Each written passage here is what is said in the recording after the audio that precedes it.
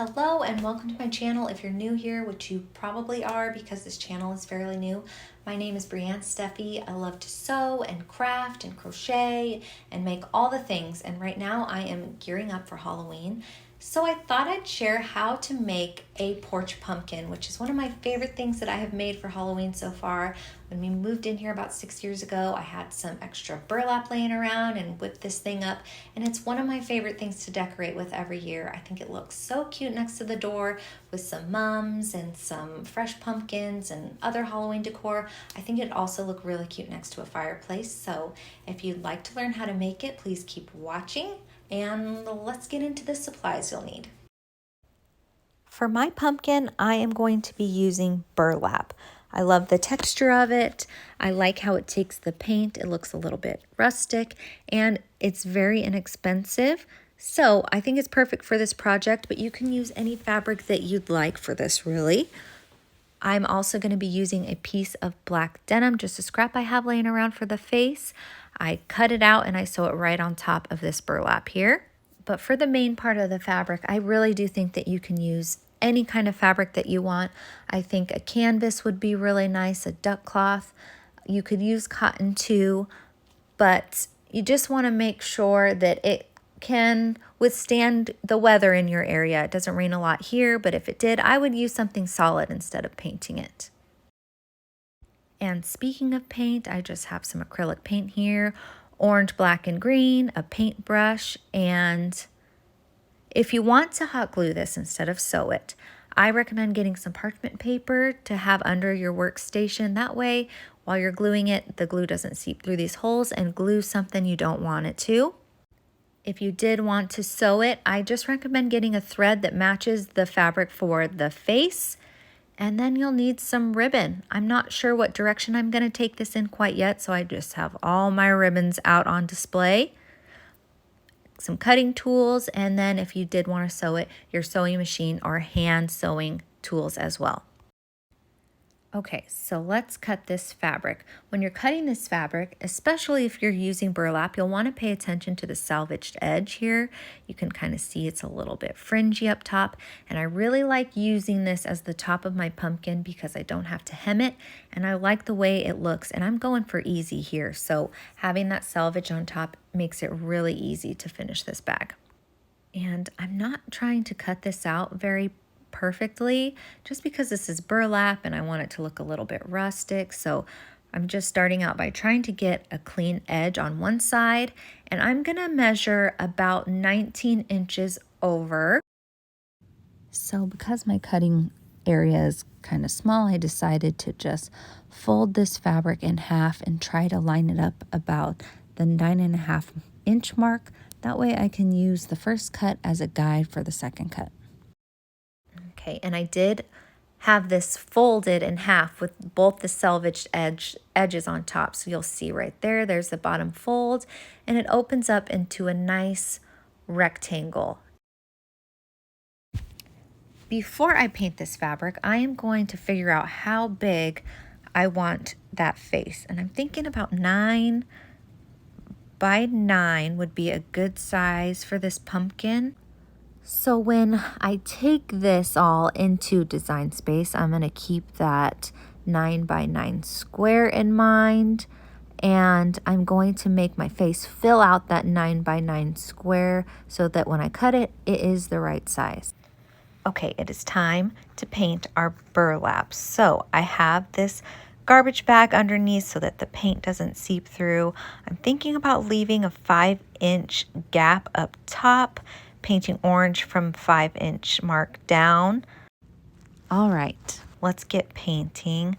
I'm not too worried about it seeping through because the other side's going to be orange too, and I'm just going for it. I'm putting some thicker globs in some areas, some less saturated areas, and I'm just going to paint the bottom, I don't know, 4/5 of this pumpkin, and then flip it over and do the other side. And I'm going to switch over to a foam brush just so that I can get this done a little bit quicker. Here is a closer look at what the paint looks like. You see the bigger globs. I'm kind of cleaning up the little fuzz that comes off, but I do like it a little bit messy and imperfect. It seeped through a little, but it shouldn't be a problem. I'm going to stick something in the middle so that it doesn't stick together while it's drying. And back to the face. I am cutting mine on Cricut Design Space. I have a maker, so I'm using my rotary blade, but you can do this many different ways. You can cut it out by hand. You can print an image off of Google and cut it out and use that as a template or a stencil for if you're going to sew it or if you're going to paint it. But like I said, I added a 9x9 square into Design Space. I used my face to fill out that 9x9 square, and then I'm just cutting it out with my rotary blade, and you can see here what it looks like after it's all cut up.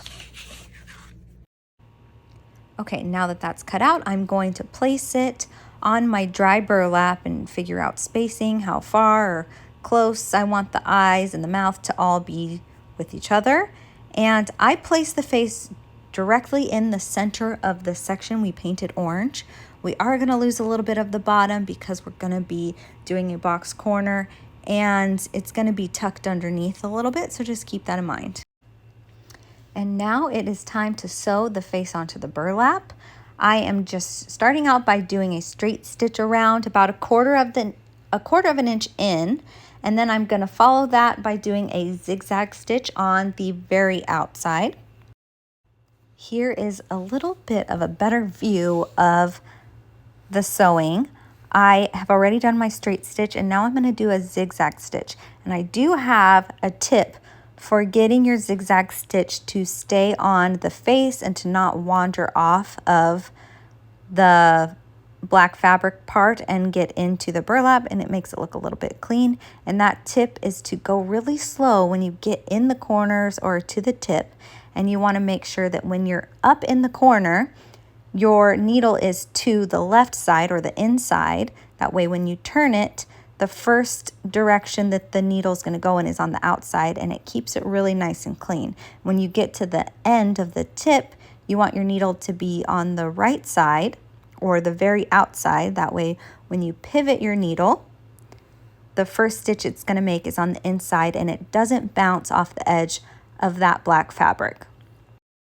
And you'll see that I slow way down when I get into that corner or to the very edge, just so that I can make sure my needle gets at the very edge or the very inside of that fabric.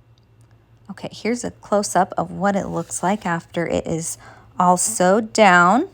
Now I just got to trim the threads and sew the edges of this bag. And I'm going to be doing that by doing a straight stitch about a ½ inch in, followed by a zigzag stitch to seal all those frayed threads in and make sure that they don't continue to fray off. Now that the edges are sewed, I am taking the corner and doing a box corner. I just take the seam and I fold it so that I have a triangle in the corner and the seam is in the very middle, and I push the seam allowance towards the back, and then I just pull those edges out, making sure that that seam is in the middle. I'm going to measure about 3 inches over, and I'm just going to do a straight stitch across. And I don't cut off the edges of that triangle, I just keep them on there because they're going on the bottom anyways. There you can see my little corner, my box corner done. I'm gonna flip it back inside out and do the other side.